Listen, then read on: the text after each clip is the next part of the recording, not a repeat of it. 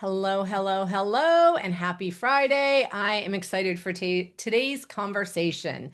Today, I have Jen Patnode. She is the founder of Jennifer Eve Wellness, helping busy entrepreneurs and executives perform their best by making sleep a priority. As a sleep and wellness coach, she knows how powerful quality rest can be in boosting focus, productivity, and overall well-being. Her goal is to help high achievers unlock that potential. Jen creates simple, effective sleep strategies that fit into even the busiest schedules, proving that quality rest isn't just important, it's essential. Outside of coaching, Jen is a wife and a mom of two phenomenal humans. She is also a dog mom of two heart-stabbingly cute black labs. And when she's not geeking out over sleep science, she's cuddling with her dogs, cheering on her kids, or getting lost in a good book. Jen, I'm so excited to have you here. Thank you for being here today. Thank you for having me. I'm excited I, to be here. I'm going to put you on the spot. What's the most recent book you've just finished? Oh, I just finished Remarkably Bright Creatures. Have you read Oh, I that? watched it on Netflix. That's the one with the Yes. octopus?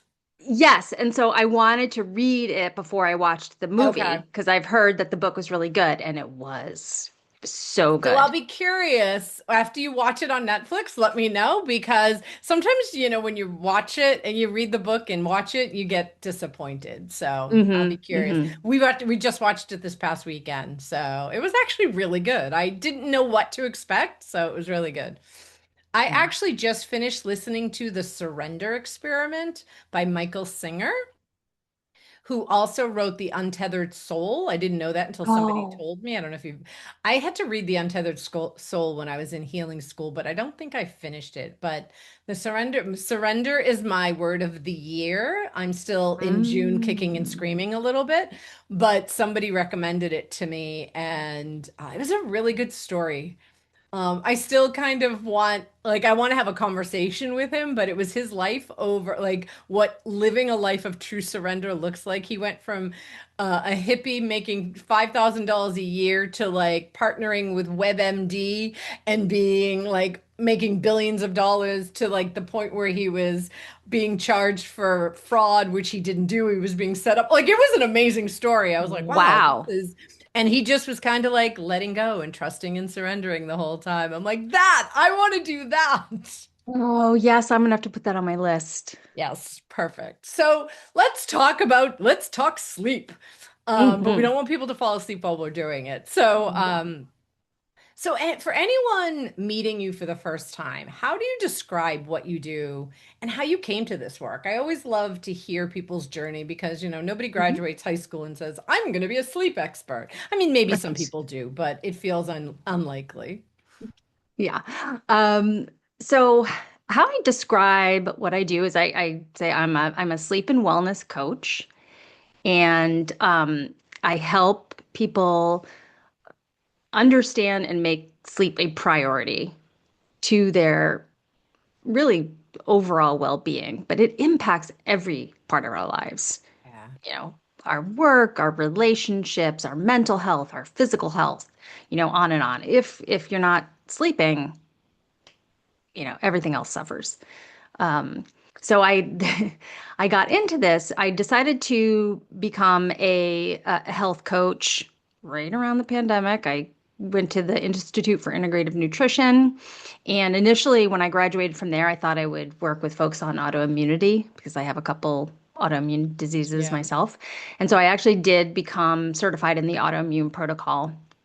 And but as I was figuring out exactly which area of autoimmunity I might focus on, or which, trying to niche down who I would work with. What I realized was um, sleep is the common denominator across everything, right? And as I just said, if you're not sleeping, you can't heal, you can't get better, you can't thrive.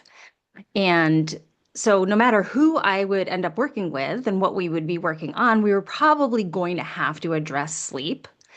And so I started going down the sleep rabbit hole because, to be honest, it's actually never been an issue for me. And I Okay. think part of it, the reason for that is having the autoimmune diseases. I've always prioritized it. And especially when I was diagnosed with my disease, I had two toddlers at home, and so it was pretty exhausting. And so, Well, and I then I had think to. as women, don't people just say, well, you have kids at home, right? Like it becomes like that's the excuse of why you're not sleeping too, right? Yeah. Yes. Yeah. Yep. So I did always make sure it was a priority. So it was never a real issue for me, but I recognize that it's such a struggle for so many people. And so when I started looking into it, I just became fascinated with Mm. sleep science and how much it truly does impact our lives. And that's really where or how I decided to focus in on sleep. I love that. And I think I've shared this with you in our conversations. In 2019, I worked for a startup that was supposed to revolutionize helping people with sleep apnea. It did not. It was a startup that didn't quite start up, so it didn't really revolutionize it. But I learned so much about sleep, and I actually Mm. even learned at the time that I had sleep apnea, which has since I've tested that I don't have it anymore because I've lost weight and things have Hmm. changed. But what was interesting is the sleep expert came into my office one day and she was like, do you know you have severe sleep apnea? And I was like, no, because I didn't have the like, you go down the checklist and like the symptoms. I didn't have any of that. Like I'm not a Right. tired person. I don't nap. I stay up late. Like I'm not sleepy. So I didn't have all that. But as Hmm. time went on, so that was like 2019, and then COVID happened, and I really didn't want to get tested because my husband had a CPAP, and I really didn't want to be on it and all the things. But then I eventually got tested because I know the importance of and the dangers of sleep apnea, right? So I was like, all right, Hmm. this is a Hmm. health thing. But I was also experiencing, lovely menopause symptoms. So I wasn't sleeping and I was putting on more weight. And I'm like, okay. And my body, I have all kinds of, for people following me, they know I've had my hip done and my knee done and I have other joint issues, right? So like my body wasn't healing because I wasn't Hmm. sleeping, right? I was having night Right. sweats, so I wasn't sleeping. And so I was gaining weight. I wasn't losing weight and and I was in this cycle of like, okay, something has to give. So I Yeah. did finally get on the CPAP and I went on hormones. So I was okay, now I'm sleeping through the night. Good. Right. Right. I will Yeah. say I always struggled on the CPAP. And last year I lost weight and I've switched doctors and I was getting tested again. And I said to the woman, I said, I'm really having a hard time with my CPAP. And she said, well, has anything changed? She said, have you lost weight? And it never dawned on me that weight loss would have affected because the CPAP was like so strong. Hmm. And it was because, right? So I tested that I don't have it anymore. But like what I notice now is like, I did for a while was noticing like when I wasn't getting good sleep because before I got diagnosed with the CPAP, I actually was sleeping what I thought was good. But then when I Right. wasn't sleeping with the menopause and even struggling with the CPAP, I was tired. I wasn't able to focus. Like there was so many Hmm. things that were happening. And now that I am not on the CPAP anymore, I have my hormones under control. Like I sleep through the night. I have better Yeah. focus. I have more energy, right? So like there is so much that happens. But Hmm. why do you think people don't take sleep as seriously as they should? I think so many people, well, first of all, our culture in particular has that go hustle Right. mentality. I'll sleep when I'm dead. Hmm. It's a badge of honor to not I used need to say sleep. if I could stay up all night, because I'm a night person, like sleep was a waste of time for me. Like I don't need to sleep. It's a waste of time. Right. Yeah. I Yeah. mean, there are only so many hours in the day, and Yeah. that's the first and easiest thing to sacrifice is Right. sleep. Um, what I try to make people understand is kind of flip that narrative and think of it as actually an investment. Mm. And by investing in your health and it makes everything else easier. It's this magical thing that if you just for those people who think, I'm fine with 5.5, 6 hours sleep, that's all I need. if I could just get them to try just a little bit more, let's just try 7 hours sleep and see what it does for Right. your day, and how much easier things become. But And so many people just don't realize. is there an ideal amount of sleep that we should be getting? Because I've heard like the 6 to 8. Like, is that the right Yeah, amount? so the general recommendation is actually 7 to 9. Okay. But there are outliers. Some people really don't need 7, and they can actually get by with 6.5 or so. Some And how do people, you know whether you need it or not? Like, is it how you feel, or like, is there a way to measure that? mhm. Yes, it's mainly how you feel. Okay. If you do feel well rested during the day, um, if you're I think if you have some health issues going on, then maybe that is something to take a look at. Like, even if you think you're getting enough sleep, but you have other health issues that you're dealing with, then okay, well, maybe you actually do need a little bit more sleep. Okay. But if you don't feel like you're having any adverse reactions to however much sleep you're getting, then you're probably fine. Some people need more than 9. People with autoimmune disease, they oftentimes might need a little bit more than 9 hours of sleep. But in general, if somebody is sleeping 10 hours more than that, you also want to look at that because that can be a Right. red flag Right. for some health issues, particularly some mental health issues on that side of things. But I mean, they're constantly doing research in the sleep science field. And I mean, I just read something recently saying that the sweet spot might actually be between 6.5 and 8 as Yeah. opposed to 7 to 9.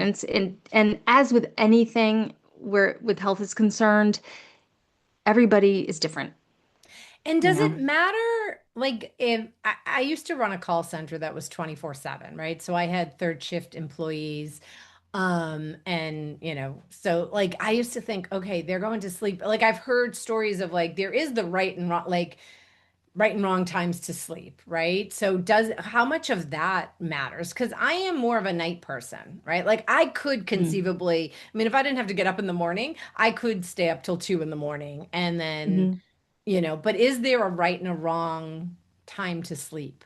So there is such a thing as a chronotype. So, when you hear about morning larks or night owls, et cetera. Okay. So you're probably a night owl. Yep. If you're The chronotype is kind of your hardwired preference of when you prefer to sleep and also kind of when your peak performance during the day falls. So, likely if you stay up till 2 a.m., your peak performance is probably late afternoon, early evening, Yeah. right? As opposed to a morning person who naturally wakes up at 5:30 or 6 and they're probably peaking during the day, late morning around noon or so.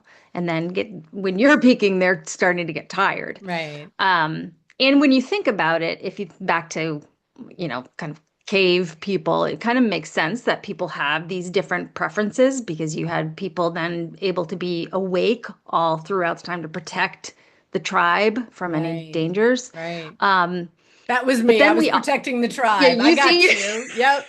I got you. we need you. Yeah.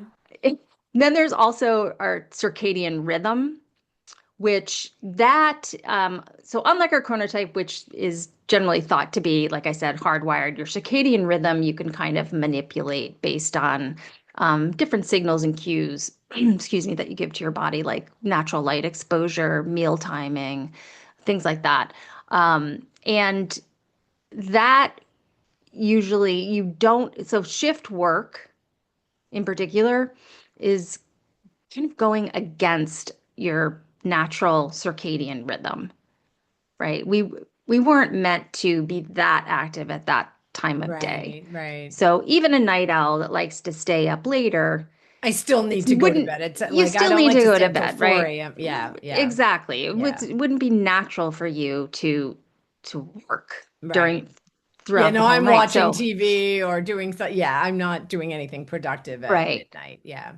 Right. So if it were possible to not have third shifts, we'd probably be a much healthier society. I know that obviously with first responders and people in the Right. medical field and such, we need them Right. on, something like a call center or a manufacturing facility. Right. Yeah, I guess And it I guess used to it's great for amaze me business. the way that they would sleep, right? Like at most, and it was a small shift, but most of them were moms, and they did it so that they could be home for their kids. So they would go home at 7 a.m., get the kids off to school. So it wasn't like they were going to bed. They would sleep for a few hours when the kids were in school, pick up the kids, and then sleep for a few more hours, like at, 6 o'clock at night until they had to come in. And I was like, my body couldn't do that. I don't know that I could actually No, do that. Yeah. no, no. And I just, I would hate to think of what their long-term health consequences Right. are from having us living a schedule like that for an extended period of I had a time. very short period of time in my 20s where I was a waitress on third shift on like Friday and Saturday nights. But like my biggest thing was like my friends were going out at 11 and I was like going to work at 11. I was like, all right, that it was a very short-lived. I was like, this does not work for me. Why do you think so many high achievers wear sleep deprivation as a badge of honor, right? Like I work with a lot of women who wear busyness as a badge of honor, right? Like high Mm. productivity. And I think it's probably the same demographic of people that are Hmm. wearing it. Why do you think that is? Yeah, I wish I knew, but for some reason, it's in that kind of circle. It's seen as a weakness almost to need to have Yeah. more sleep and more Rest. rest. Yeah. Um, yeah, and it's unfortunate because those are the people that I'm not necessarily going to be able to reach, you Right. know, to make them understand. And you just hope that it's not something down the road with their health that finally Well, I makes was them just gonna say, realize, I'm curious, like at some point they now have a health concern, and is that what finally makes them go, oh shit, I need, right? So like what are some of the health issues that come with lack of sleep? oh my gosh, it's so wide ranging from even like to cancer to cardiovascular disease to um, mental health. Yeah. It really is. And even though some people might not make the link, even when, they get some diagnosis of some drastic health concern, they might not put it together that It's lack of because of sleep sleep. had something to do with it or was a contributing factor, unfortunately. Well, and I think for me, it wasn't until I no longer had the night sweats that were keeping me up that I could look back and go, oh, I really felt like crap back then. It wasn't until I was actually feeling good because I was rested that I could recognize that I wasn't feeling good when I wasn't sleeping. Yeah. Because Yep. you get used to it. Like for me, it was just, Exactly. oh, I'm here's another night of, kicking the blankets on, kicking the, right, like not Yeah. sleeping well. And it Right. wasn't until I actually was sleeping where I was like, oh, I'm not supposed to be foggy brained in the morning, and I Mm-hmm. am supposed to be Mm-hmm. focused and feel better and refreshed. Yes. Yeah. Yeah. And I mean, you quote unquote get used to it, but your body doesn't really get used to it because that's not how your body wants to Right. function and how it was made to function. Yeah. So it's gonna overcompensate in different ways to try to keep you going, right, during the day and to just for survival. Um, but that's, not how you're gonna optimally thrive. Right.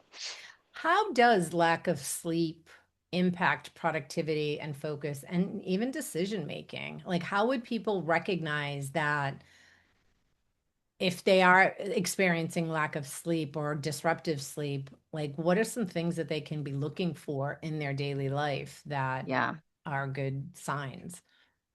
So beyond just the feeling groggy or having kind of brain fog or, feeling sluggish, sleep is really important for things like emotional regulation Mm, and for synthesizing information that you learn during the day. So you've got when you learn something, it's kind of stored in one part of your brain and a little temporary storage spot, right? But it's when you're sleeping that your brain then kind of pulls all the information together and puts it into a spot. So for long-term storage, so at a future date, you can recall that information. But if you're not sleeping, then your brain isn't able to kind of clear out different stores and consolidate the information and the learning and such, and so that you're not necessarily going to be able to recall things at the future in the future. On the emotional regulation side, that's more of the REM sleep, which we think of as dream sleep, which Yeah. happens more in the second half of the night. So if people aren't so if they're kind of short sleeping, then they're depriving themselves of that key type of sleep. And that's actually also where we get our creativity from. So working with others, coming up with ideas at work, making decisions, that's all kind of happening based on that REM sleep.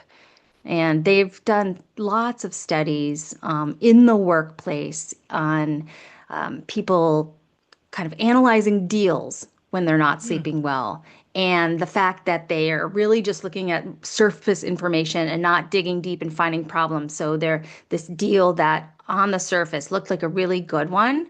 People kind of approved, checked off. And then if you really had looked under the surface, you would realize that there were all these problems with it. But because they weren't well rested and they just didn't have the wherewithal to really look into it.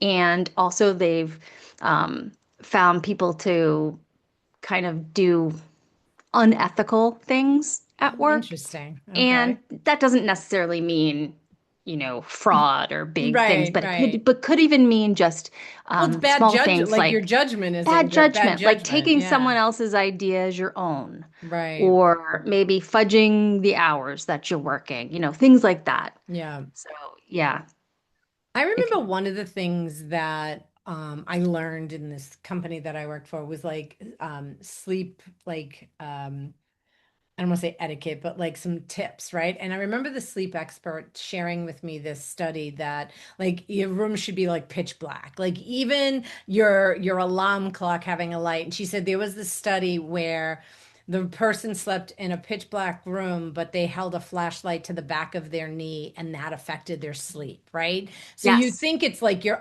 what you're seeing or what's in your face, but what are some tips for people to have that really good sleep what's the word I'm looking for? See, now I can't remember. environment, Environment. Yeah, sleep environment, yes. sleep. Yeah. Yeah, yeah. So absolutely, pitch black.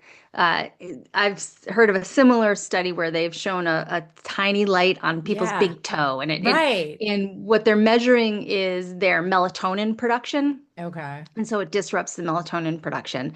Um, so black, although the caveat to that is if you have to get up during the night at some point, say use the bathroom, maybe have some strategically placed night lights somewhere in Yeah. the hallway. Don't start flipping on the hall light and the bathroom light because that's going to make you feel alert and awake. Yeah. You just want to try to keep everything as dimly lit as possible. Um, some soft noise, white noise, whatever your preference is Hmm. there. Any devices either powered off or remove them from the room. Like you said, if you do have a clock, turn it the other way. Or if there's some type of device that you can't power off, that say you need a humidifier or something, if it has lights on it, just stick a piece of tape over it to block the light or a Okay. cable box, something like that. Um, if you, and I'm guilty of this, I do have my phone next to me because I do use it as my clock, but I put it on airplane mode. Okay. So I'm not getting any notifications. And it also, airplane mode reduces the EMFs Okay. that are meant because some people are very sensitive Yeah. to non-native EMFs. Um, and making sure, obviously, that your bedding is comfortable and inviting. And the other big thing that doesn't get mentioned a lot, I think, is the air quality in your Mm. sleeping environment. So, we were just talking about the pollen, so you Right. obviously at this time of year wouldn't have your windows open. So maybe you have some type of air purifier or something Yeah. just to make sure that the air in the room is clear. Are there tips? Like one of the things we've noticed is like we don't love our mattress. The problem is we're still paying it off. So like we bought it a few years ago on some 0%, right? And Yeah. it's so hard. Like, are there tips on like what is a good like type of mattress to sleep on? Because that's Hmm. one of the things my husband and I have been noticing. And I'm like, all right, maybe we'll get like one of those like cushions on top or something because Yeah. I'm noticing that's what's waking me up is that I'm not comfortable in my bed. In your bed, yeah. Yeah. Um, so a big piece for me on the mattress front is it being non-toxic. Okay. So if you think about the number of hours that you're lying on Sure. the bed, a lot of them have, fire retardant chemicals and different chemicals on them. And so you're obviously breathing that in for hours on Hmm. end. Um, so I so I would try to find a non-toxic mattress. But for a topper in particular, you can get the natural latex kind of foam toppers. I can actually send you a link for that. Perfect. All right. That would help. Yeah, but then I think it's just a matter of personal preference you know, on Yeah. the firmness and the comfort. Okay. Um, I know like there's so many things with sleep hygiene. Sleep hygiene was the word I was looking for. Like I actually recently, and I'm like talking about this all the time, is I recently got, it's called a brick. Have you ever heard of this? It locks your phone. Oh, I have heard of It's a that, game but I'm, changer. I've had it for a couple of weeks and I'm noticing I'm using my phone so much less, right? oh, So like I think that's helping. Like, I mean, before I'd be just on it right up until the time I went to bed. yeah. And then I would be on it in the morning, right? And Mm-hmm. I'm on it a lot less. It's been about 3 or 4 weeks now. And I'm noticing that is also part of my like I'm noticing differences in sleep. So I'm curious, like Mm-hmm. when you think about sleep hygiene, you know, um, sunlight in the morning, right? Like what are some other things that really help people with their sleep hygiene? Mm-hmm. Yes, so we can talk about screens and devices in a Yeah. second, but absolutely one of my biggest tips to people is morning sunlight because that really, that starts your day off right. If you, and definitely sunlight before screen light. Yeah, I've heard a lot So of if you people can say that too. Yes. Yeah, if you can get outside, within 10 to 20 minutes of waking up, no glasses on, so you want naked eyes outside and Oh, just okay. get that light into your eyes, and it's a signal to the body that okay, we want a gradual rise in cortisol, give us that awake, alert feeling, and it also kind of sets the clock. So your body knows so many hours from now we're going to start decreasing cortisol and increasing melatonin, getting ready to rest. Okay. And then even better if you can get outside again around sunset. The spectrum of light at that time of day is a signal to your brain that, okay, we're going to start getting ready to wind down and get ready to rest. And really, the more often you can get out during the day, the better, because the spectrum of sunlight changes throughout the day. And the more that your brain can register what time of day it is, then it better knows, okay, what systems need to be working when in your body, So right? for those of So, us here in New England, mm-hmm, I'm not a winter girl, so like I don't want to go out in the winter. So how do you manage that, right? Like I'm hmm. not saying I don't ever go out, obviously, but like in the summer, I'm like, let me go for a walk, let me stand outside. But in the winter, I'm hibernating. Yeah. So how do you manage that? You could sit by an open window for 10 Okay. minutes in the morning. There are also light boxes that you can get, which Sure. have Yep. traditionally been used for seasonal affective Yep. disorder. But you can absolutely use it, especially folks who in the winter have to get up and going before the sunrise. So it's Yeah. dark out and they have to get ready for work or head off to work. If you get one of those light boxes and as you're getting ready, just having that within the proximity, it's usually, I think, within a foot or so, that can help Mm. Absolutely. To have that similar effect to getting that cue of light into the brain. If Mhm. someone was to change only one thing tomorrow, would sunlight be at the top of your list for them to get more sunlight? Like, That would definitely be at the top of my list. A very close second, maybe even tied, would be consistent bedtime and wake time. I was just going to ask about that because that's one thing I am not consistent with. Like I can go to Mhm. bed at 10, I can go to bed at midnight, and I can get up at 6, I can get up at 8. Mhm. And it depends on the day, it depends on, so is it like Yeah. go to bed at 10, get up at 6 and like And be it's consistent? more the wake time, being consistent with the wake time is a little bit more important than the sleep time. The sleep time Yeah. I would say can vary a little bit. Okay. But waking up at the same time, it's kind of anchors your day. Okay. And there has been research on it's called sleep regularity, if maintaining consistent bedtime and wake time, that might be a little bit more important to your long-term health than actually sleep duration, which is the number of hours we sleep a night. Okay. They're both very important, Yeah. but the sleep regularity might edge sleep duration out a little bit in terms of the impact on our long-term health. What about working out? Like, is there a time of day that is better to work out morning? Like if I'm going to work out, I usually tend to do it more in the morning than Mhm. evening, but does Mhm. that matter?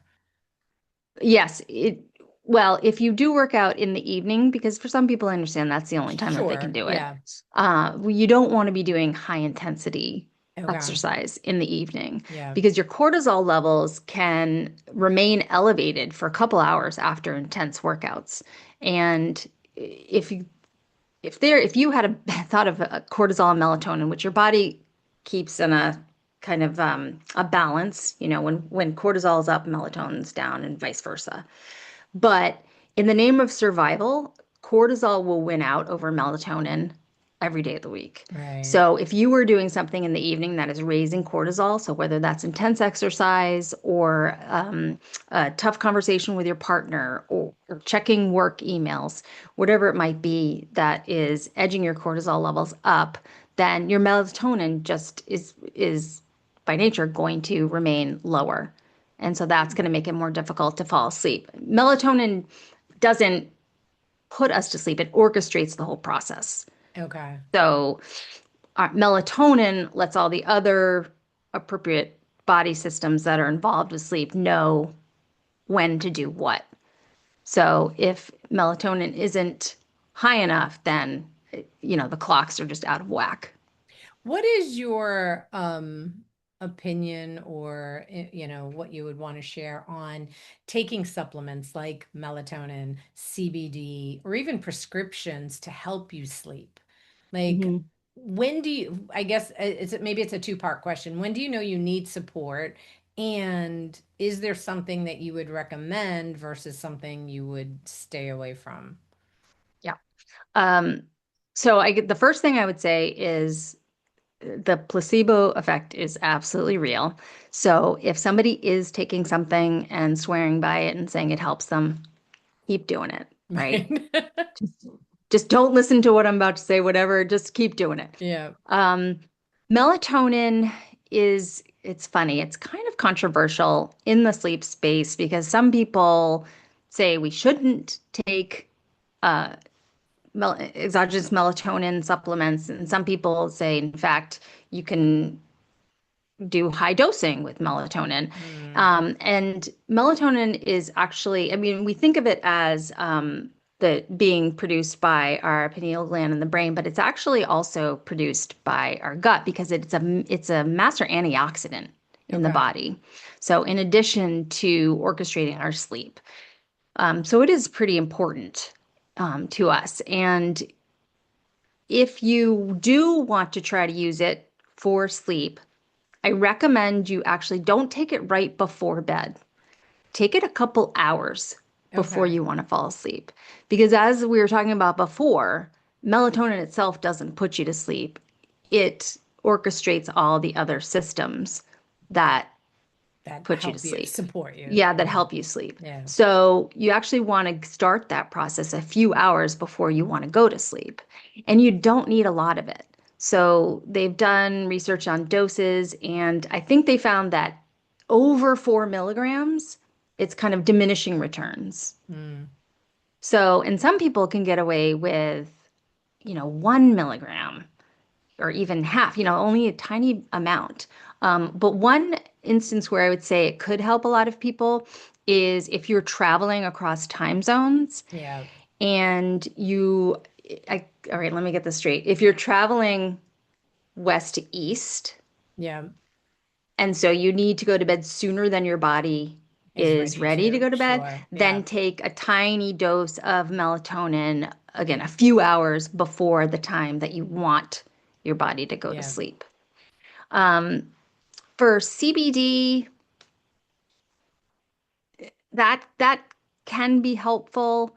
Um, I think the main for so many people, it's about kind of relaxing the nervous system. Mm. And so there are a lot of supplements or herbs and things that can help there's another couple chemicals in the body that the body balances out. They're called GABA and glutamate. So glutamate is a more excitatory neurotransmitter that you would expect to have more of during the day, and then GABA is a more inhibitory, kind of relaxing neurotransmitter that we would experience more in the evening. And so there are some supplements that you can take that promote more of the GABA production in the evening, stuff like that has like lemon balm and even actually for women on HRT, progesterone helps to facilitate that relationship between Okay. glutamate and GABA. So Yeah. that's why that can help oftentimes people with sleep. Yeah. Um, It's yeah, but interesting. My husband and I both were taking CBD oil at one time, at one point, and it had some THC in it. And mhm, I had a conversation with somebody who shared with me, and I didn't realize this, that THC um, limits dreaming. And I was like, oh, because I'm not a big dreamer, right? So I mhm, stopped taking the CBD because also it's worth seeing, like, can I now sleep on my own, right? So I stopped taking it a while ago, but my yeah, husband was still taking it. And he traveled last month and he ran out.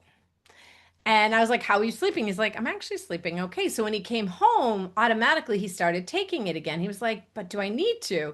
And then after a couple of weeks, he was like, yeah, I actually don't need it, right? Like he got so used, it was just habit. He took it every night. yeah, And I was like, well, hmm have it if you wake up in the middle of the night and can't get back to sleep, but don't take it just because you think you should. right. Right? Like have it hmm as a support if you need it, but like if you're sleeping, because same with him, he had sleep apnea but lost weight and like now is sleeping better and like on his own, Yeah, right? But I'm like, we get so used to just, it's a habit. right. And even with my progesterone, I take that at night and my progesterone level is low. Like I just had my hormones tested. I'm like, yeah, but I'm sleeping fine. Like I don't know that I need hmm more because what I'm Yeah, taking is working. So like right. why? hmm Yeah.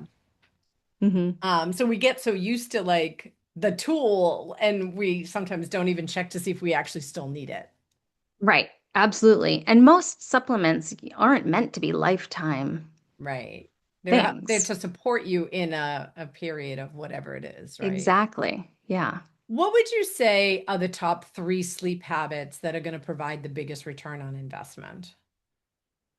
So I would say that the ones that we already talked about, so the sunlight, Yeah. if you can only get outside once, make it the morning, Okay. but ideally throughout the day, and the consistent bedtime, wake time, emphasis on the wake time. Um, and then I would say the third one, we all have different levers to pull that are going to help our sleep, so it's hard to say. Um, but I would say for based on sort of circadian biology and thinking about those cues that go into the brain and letting us know what time of day, I would say trying to keep your meal times consistent day to day as well. The body Oh, really likes patterns and routines. Interesting. And so Okay. that can go a long way also. All right. Those two, that and the sleep time are gonna be the two, and the wake time. I guess my wake time is a little bit more. Now, let me ask you this. Weekends are different than weekdays, right? Are you saying you know, if somebody has to get up at 5 a.m. during the week because they've got to get to the office, are you suggesting they still get up at 5 a.m. on Saturday and Sunday? Yeah. Um, Yeah, that's a tough one because I know that if I had to get up at 5 a.m. to get to an Right. I office, mean, and that's just I not definitely how. would not Yeah. want to get up at 5 a.m. Yeah. on the weekends, right? Right. So, I think that the science would say ideally you do Yeah. maintain that consistency. Um, but there's also something to be said for kind of if you get joy from another hour on the Right. weekends or so, Yeah. and that's, you got to take that into account too.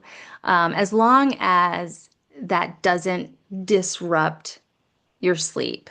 And if you're trying to catch up on sleep on the weekends, really, I mean, you can catch up on some of it, but sleeping a bunch more on the weekend, Isn't going maybe to, you catch yeah. up on like 25% Right. of what you missed out on during the week. Um, the big thing that you want to be careful of is, particularly if you work Monday through Friday, is Sunday morning. If you sleep in too long, it can impact Sunday night because there's another piece of puzzles, what's called sleep pressure. And so there's a chemical in the body that builds up throughout the day called adenosine. And that's what makes us feel sleepy in the evening is when we have enough adenosine built up. And then when we sleep, it washes out so that when we wake up, that's when we feel alert and refreshed. But if you are not giving yourself enough hours on a Sunday to build up that adenosine and you don't have the sleepy feeling that you're used to having on other nights, that can really impact your Right. ability to get to sleep on a Sunday night. Okay. So you want to make That sure explains a that you few have enough things for time. me. Yep. All right. All right. Oh Yeah. my God, I could talk to you forever about this, but I am aware of the time. So, Jen, I always love to end with this question. What is something you live by that you want to share with our listeners?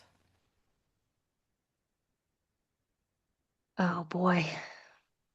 Um, so what I've been working on personally for the past year or more is really working on my inner calm and Mm, my inner peace. And when you're able to maintain that state to the best of your abilities for whatever's yeah. happening around you, and you don't have the reactions that might lead you to lose that balance, that internal balance, the more that you can maintain it, I think the easier it is to sleep, or the easier it is to maintain positive relationships, or motivation for work, or joy and love for what you're doing. I love So I that. think just focusing on your inner peace and Ugh. balance. I mean, that's the crux of the work I do with my clients, right? Like we can't change what's happening outside of us, but we can change how we respond to it, Right. Yeah. right? Like we can't, change the fact that somebody's an asshole, but you can change how you respond to their behaviors and Right. like not Right. take it personally and do all the things. So I love that. Exactly. And then it can impact people around you too Right. positively. Right. Tell people where they can find you. And I know you want to make an offer to the listeners. So why don't you just share that Mhm. with everyone? Sure. My website is Jennifer Eve, EVE Wellness.com. And right on my website, there is a quiz that you can click on to take. It's Rest and Recharge, a tailored approach to better sleep that can help folks zero in on kind of the low hanging fruit of things that you can change that will have the biggest, fastest improvement on your sleep. So Nice. that's one thing. The other thing offer I'm happy to make to your listeners is I offer at-home sleep testing with a FDA cleared clinical grade device. So it's in the comfort of your own home. There's not a lot of wires and sensors. It's actually just this little ring you wear on your finger Okay. for 3 nights of tracking, and we can figure out how well you're sleeping, what's impacting your sleep, and what changes can be made. And I would love to offer listeners $50 off of that service if they mention Perfect. your podcast. Okay, perfect. And all of Jen's contact information will be in the show notes, so you can find that there. So as I always do, I pull 3 cards, and we're pulling from my deck, the From Busy to Being card deck, which you can go grab on my, and Jen has her own deck of Busy to Being. I love that. And you can go to the website, enter code BEING and get $11 off. But I have 3 cards in front of me, left, right, and center. So Jen, I'm gonna have you just like take a nice deep breath and then decide which card you would like to choose. And for the rest of you, do the same.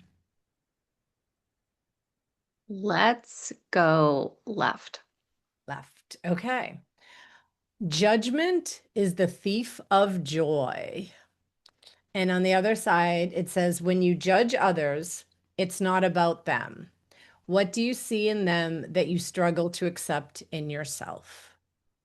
Love that. Similar to what we were just talking about. I mean, that all goes hand in hand with Yep. the inner peace and calm. And Every time I pull cards, it's because I don't read the cards beforehand, it's always a reflection of the conversation. And this also is. So this is the center card, and it says grow from the inside out, which is exactly what you just said, right? yep. Real change starts within. Long before you see it on the outside, what is one thing you can do today to plant the seed? And then the right card was control is an illusion. What could be possible when you release control? Can I just add one thing to Go that? for it. Because, oh, that's perfect. You can't control your sleep. Ah, Sleep, love sleep, that. sleep is not something we do. We can't do it. Sorry for all the type A folks out there. Sleep is something that naturally happens when conditions allow it. And the We more can't you check it try to off a control to-do it, list. nope, the more you try to control it, the worse it's going to be. Well, and I think, right, like somebody who has trouble sleeping and then they're in bed going, I gotta sleep, I gotta sleep, I gotta sleep, I gotta sleep. It's just creating more of that. Oh my gosh, I Hmm. love this. And on Yeah. that note, Jen, this has been such a great conversation, and I really love I love this conversation. I feel like we could go on forever, and I really hope that the listeners have something to take away that is really going to help improve because it really is their health. Yeah, It it really is. is. So, thank you so much for being here. Thank you for having me.